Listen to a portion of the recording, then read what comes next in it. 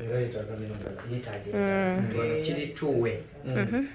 Bw'aba akyali mu contract nga mugamba omanyi olina renewing eno passport yo oba akyali mu contract ye ng'ate ikama ye nga ID eno eba yaggwako ng'eweddeko era eba alina okugirenewinga passport nga procedure nazo nzimugamba kuba ffe turenewinga ne embassy turenewinga process yonna eva Uganda.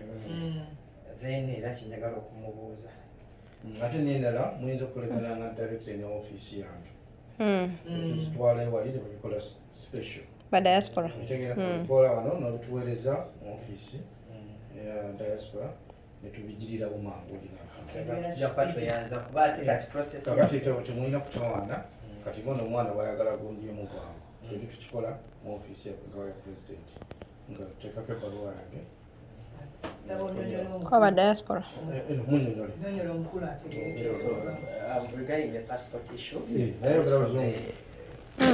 President's office, ambassador, they say the process can be easier. Yes, I appreciate that. Apart from the embassy side, whereby we have to scan, send to Aramex the documents, then they do the interview, then they send back the documents, then we have to give the document to the applicant to send in Riyadh, in Uganda, to wait for a whole period of 1 month, maybe 3 weeks, then the passport comes back, so we would have shortened the process for embassy. Yeah, we appreciate that. Yeah, we must appreciate also our sister here that she came today to deal with so get this also.